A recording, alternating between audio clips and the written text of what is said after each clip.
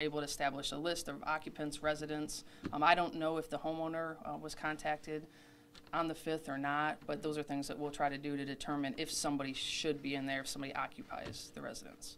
We had heard the injured firefighter was a fairly new employee, still on probation, and being that you temporarily lost contact, was there anything inappropriate about the stairway that she took, or was there, in looking at that, was there some reason she shouldn't have been on there in the first place? I don't have that information. I mean, it could have been 1 or 2 stairs burn out. It could have been, 3, and you know, they were able to navigate across that area. I really don't have the information.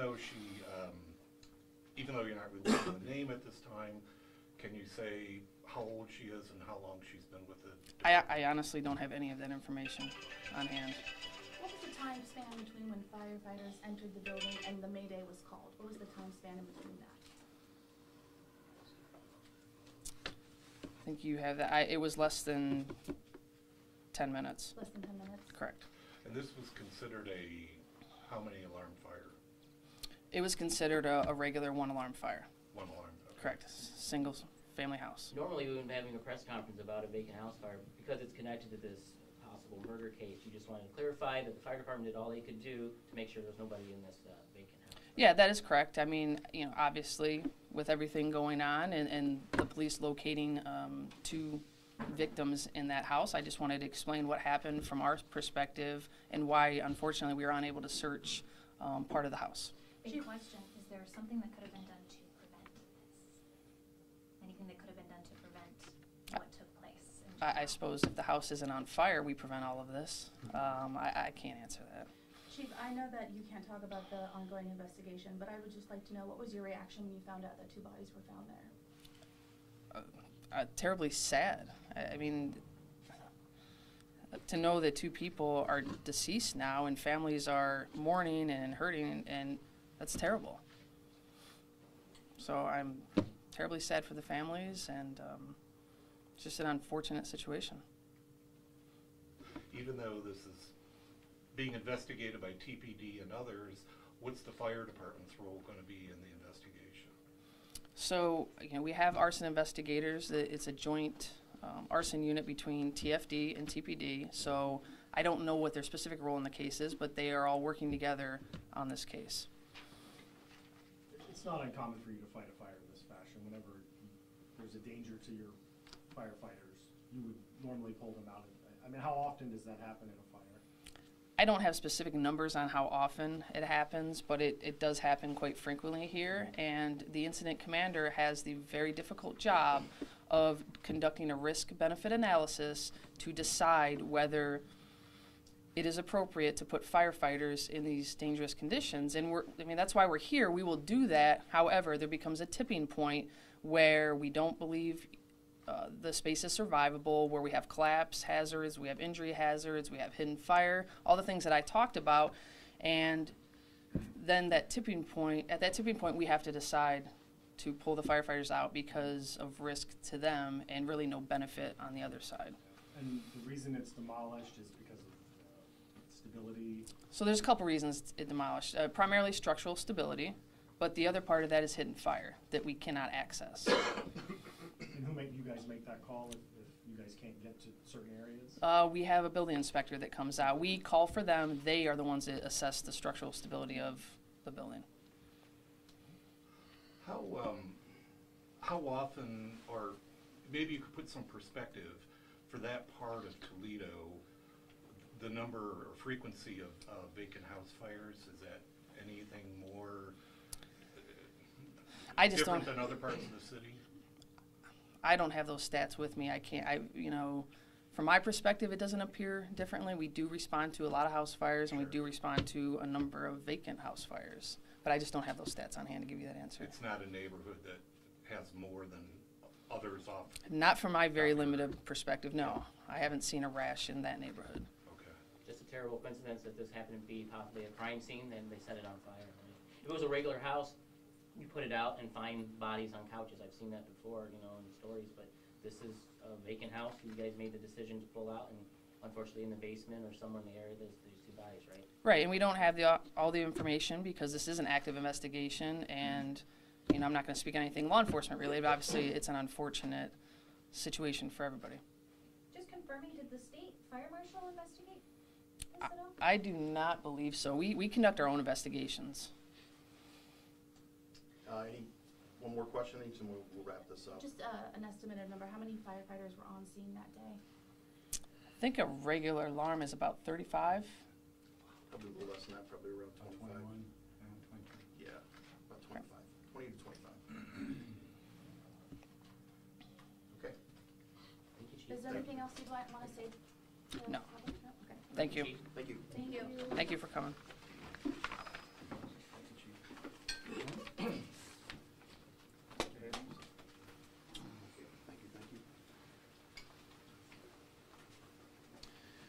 All right. Any additional questions or anything that, No, we're good. you guys Thank got you, anything, sir. give me a buzz. So I know we're not going to name, but can you tell us So, where? so the reason, there are HIPAA rules even apply to us, so we don't release names. Will release, which we did, we talked about the extent of her injuries. She was evaluated on scene, and she actually went back into work, stayed with the crew. She didn't have to be evaluated, yeah. The minor injury was just from the fall through the stairs. Now, the people standing behind the chief, I know we don't need their names, but one was from the arson investigation? Yes, we had a member from the Arson Bureau here. Arson? And to your question, and I'm sorry, name again? Claire, you're all good. Claire. Claire. So we do have access to the state fire marshal if we Yeah. need that, and we've used them before, but we have a pretty robust Yeah. investigative unit with TPD and Toledo Fire combined. So we always have that availability if we need it, and most of the fires we investigated within that Arson Bureau, or the Fire Investigative Bureau. So it's another vacant house fire. Oh, but wait, there was two bodies in the possible Yeah. basement, right? And I think the chief did a good job of explaining that, you know, it's real-time risk analysis. Just because we get a report, and there were multiple 911 calls at this Right. incident, just because we get that report that there was, this is a vacant home, this is a vacant home, that's a vacant home, that structure in a firefighter's mind is occupied until we clear that. Now, if we roll up and the house is fully involved, there's no livable space in that, it's determined. Our approach is different versus if we show up and it's a vacant home and there's, you know, it might be heavy smoke coming from the eaves. Okay.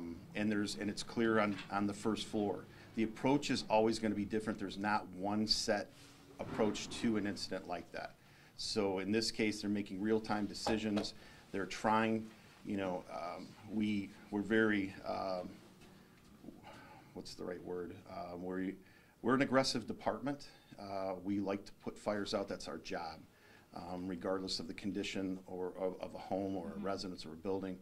To back out, those decisions are purely made on the fact that is there any savable, any space within that structure that there could be viable victims or viable people versus the risk that the firefighter is going to take.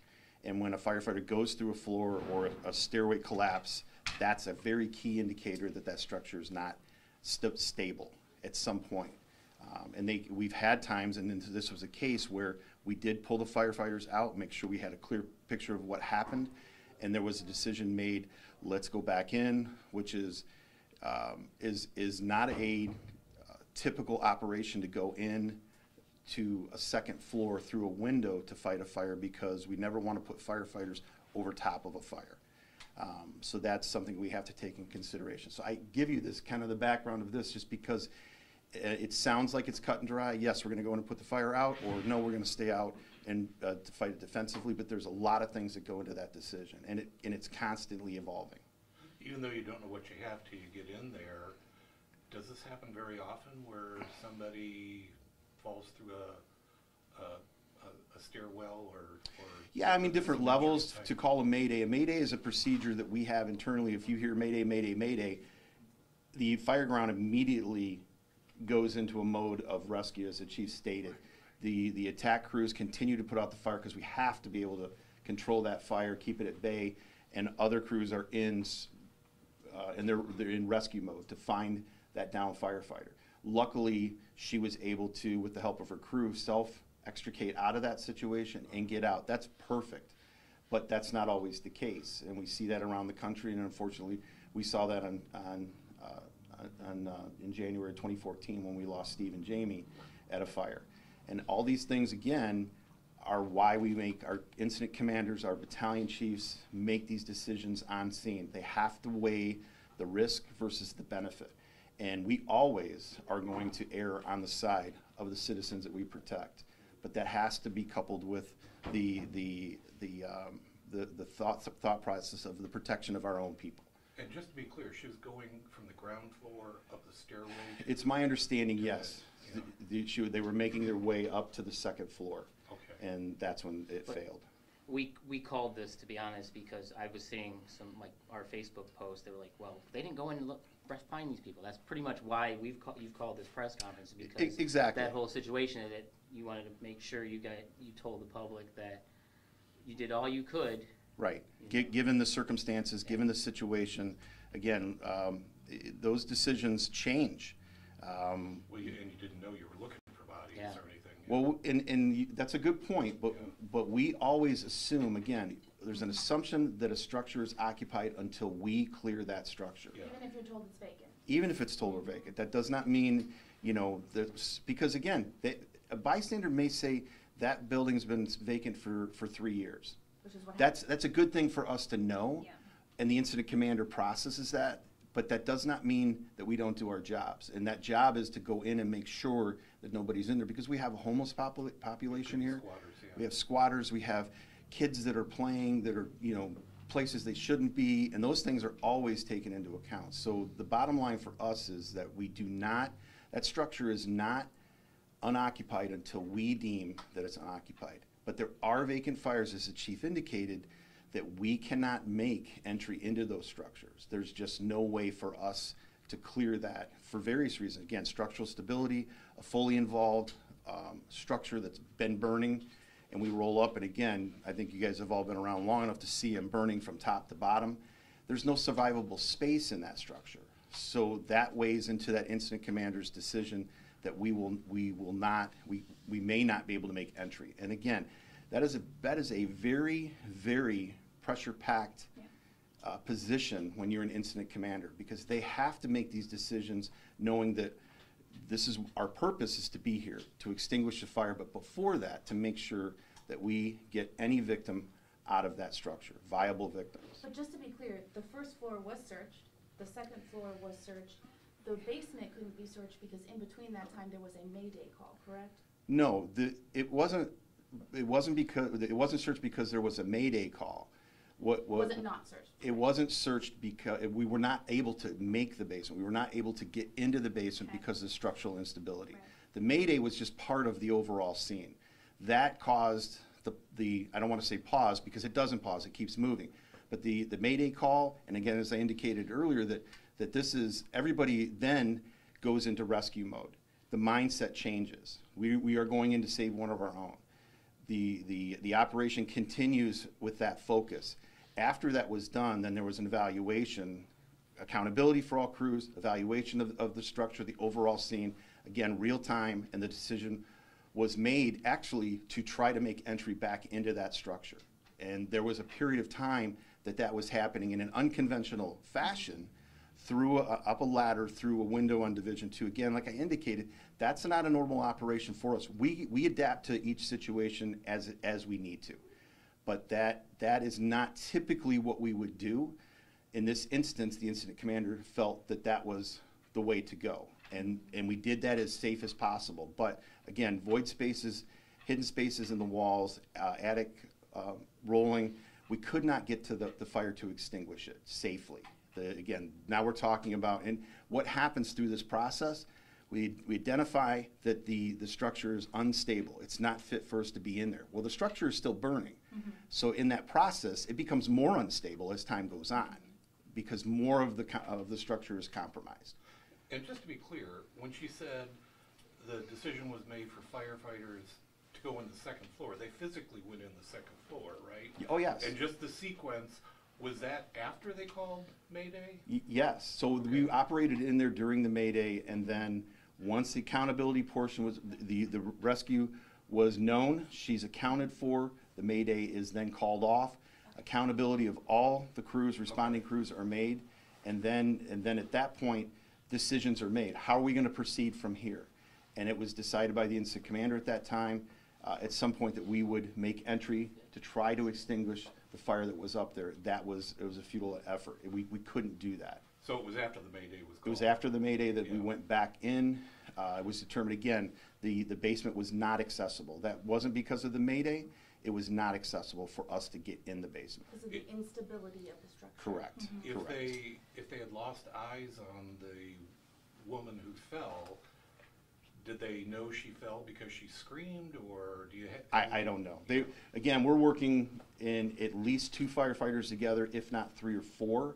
And in an instant like that, in a residential structure, there are multiple crews in there with different assignments. So there are people in proximity. So we're not typically in there by ourselves at any point. Right. So there were multiple firefighters in there. And that probably lended to the quick extrication of her, the quick rescue of her or assistance of her to get out of the structure, because there were so many firefighters operating in that. You had said something, and I just wanted to be clear about this, about not wanting to put firefighters over a fire, but was there, I don't know if a ladder truck would have been, does that apply to ladder trucks? Well, too, or- No.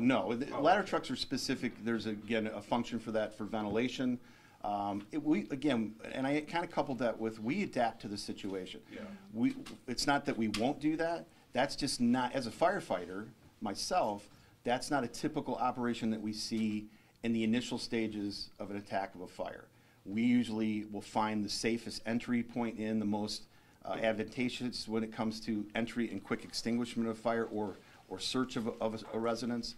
And that's usually done on the first floor to make access if you can. In this instance, again, the incident commander weighed all of his options and decided that for that moment, that's the path that we were going to take. And again, that changed again when they realized that the mission of trying to extinguish that fire was not being accomplished. The structure is still burning. It's becoming less stable. And it was decided at that point that we would go defensive on the fire. The procedure for finding, so you said, whether somebody told you that house has been vacant for 15 years, you're still looking and making sure nobody's in there. What does that, are you calling out to people? Is there machines that you use to maybe detect body heat? That's maybe a dumb question. No, but curious. that's a great question. So the way we operate is assignment driven. Okay. A typical structure fire would include 3 engine companies, a heavy squad, a battalion chief, a safety officer. Okay. Those units roll in. The first unit on scene, the officer takes command of that incident and then starts to assign tasks. There are several tasks, one of them being attack. They're responsible for putting out the fire, searching the building, looking for victims, ventilation, backup. Those are the typical benchmarks that we use in a structure fire, and that's not just us, but that's the fire service in general. That sets that plan in place for us on what needs to be accomplished in the first 5-10 minutes of the fire, because that's a critical time. And in this instance, that was done where crews were assigned, given assignments, and those were being handled as we did that. So as the chief indicated, we cleared the first floor and the second floor because we were able to access that space. We were able to put out fire in a safe fashion as much as we could and search that space on both those floors. The basement we could not access.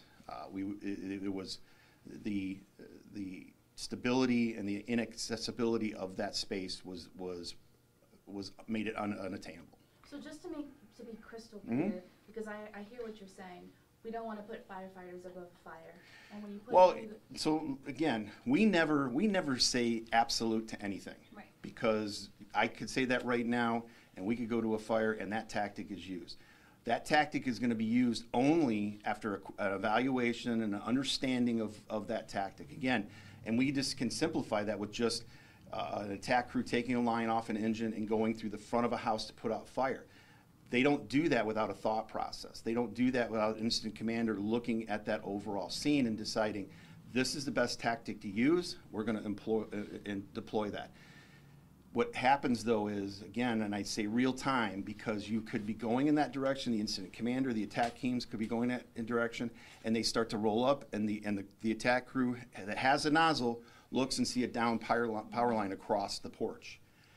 That's, okay, we have a down power line, we need to reevaluate, next tactic. Okay, let's take that line around to the side of the house, we're gonna make entry into the back, the side. Again, these tactics change based on the circumstances that are presented to us at that time. And that's a good incident commander. Those are good firefighters that look at that, they see what's presented to them, and they can make decisions based on that. We don't enter, the goal is never to do this job blindly. You have to, we talk about having your head on a swivel, because you have to have an understanding and situational awareness to understand what's being presented and how do I overcome that. Does that make sense? That makes sense. My question is though, for vacant house fires, because we've been to several, many, definitely, really, right? definitely. I've seen you at many. Is it normal or routine that after a fire is distinguished, you've already assessed that the first floor is clear, you already assessed that the second floor is clear, you're told it was empty for 3 years. Is it normal that at every vacant house fire you would go and look between the rubble, or is somebody have to? If we are able to do that, if we can assess the structure once the fire's, and that's happened where we've had a defensive fire and we pulled firefighters out, we're able to extinguish, the fire continues burning, but we're able to extinguish that. Buildings will come out, we ask for the building supervisor, they come out, they evaluate, and they look and they say, no, we're not going to tear that down, we feel it's structurally sound. So there's a subject matter expert in that. We are not engineers, structural engineers. They look at that. We couple that with our chiefs making decisions based on that and what we see. And we've gone in after a fire that was defensive and searched those spaces. Again, if we can do that safely, we definitely do that. Mm-hmm. So, I should have asked the chief this, but was the fact that that people ended up going back into a vacant raised house and you know, ultimately the investigators found 2 bodies there. Was that because of a tip that came in to TPD or you guys, or Again, was we're it not idle curiosity of the fire department that we haven't been there, let's just go see what's there? Sir, this is an active investigation. He's not Okay. going to comment. Yeah. Okay, well, I know that's, but I thought maybe that just But just we've whether said that a couple times. We said that a couple. no, but what my question was, if that was the motivating factor for how you ended up there. That's what I'm saying. I don't understand how we ended up where. Not you, but the investigators. And Okay. if it's crossing And the again, line, it's not crossing the line. That's part of the Toledo Police Department's investigation. I have no knowledge of that. Would you normally go into the basement of a house like this just out of idle curiosity, saying, No. we haven't Not we idle haven't been curiosity. there? Okay. We go in with a specific mission. We go in to search for viable victims that we can rescue. Our goal is to and there's nothing in, if you've been on this job long enough and you've had the unfortunate experience of finding somebody that was killed in a fire, it sticks with you probably for the rest of your life. I know. Yeah. But the point is that it's mission driven. It's not curiosity. And again, maybe just semantics on language, but it's never curiosity. It's you're given an objective through the incident commander. Search. So if I'm on a crew that's given search, into 17-year search, our job is to go in there and search every space in that structure, if we can. We start in our search pattern a certain way. We clear search to command. Division 1, which is floor 1, is all clear. We're moving to Division 2, or we're moving to the basement. We'll say in this instance, I'm going to go search the second floor. Search is all cleared. It's Division 1. We're moving to Division 2. Move up to that second floor. Search is all Division 2 is all clear. We're moving to the basement. That incident commander now knows at that first floor that it's been completely searched in a primary search. Nothing was found. Same thing with the second floor. If we move to the basement, we can enter that space, great. If we can't, at any space, we'll let that incident commander know.